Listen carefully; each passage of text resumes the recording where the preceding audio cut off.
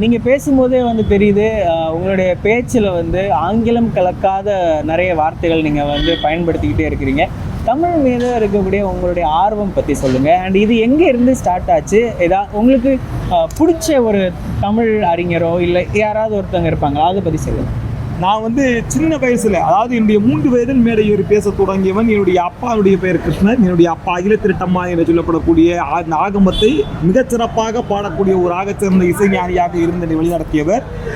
என்னை பழி நடத்தக்கூடியவர்களும் என்னை நேசித்தவர்களும் தமிழ் அறிஞர்கள். தமிழ்நாட்டில் மட்டுமல்ல, இந்தியாவில் இருக்கக்கூடிய பல புகழ்பெற்ற தமிழ் அறிஞர்களோடு இன்றும் நான் தொடர்பில் இருக்கின்றேன். என்னுடைய தமிழை நான் மட்டுமல்லாமல் பலாயிரக்கணக்கான மாணவர்களுக்கு கற்றுக் கொடுத்து, நான் கற்றுக் கொடுத்த மாணவர்கள் பாராளுமன்றத்தில் கூட சென்று அவர்களுடைய வெற்றியை வைத்திருக்கின்றார்கள் என்று சொன்னால் அது என்னுடைய மிகச்சிறந்த ஒரு வெற்றி. எனக்கு கிடைத்தது எல்லோருக்கும் கிடைக்க வேண்டும். எல்லோரையும் இந்த உலகத்தில் நேசித்து தமிழை கற்றுக் கொடுக்க வேண்டும் என்று என்னுடைய ஒரு வாழ்நாள் கனவு.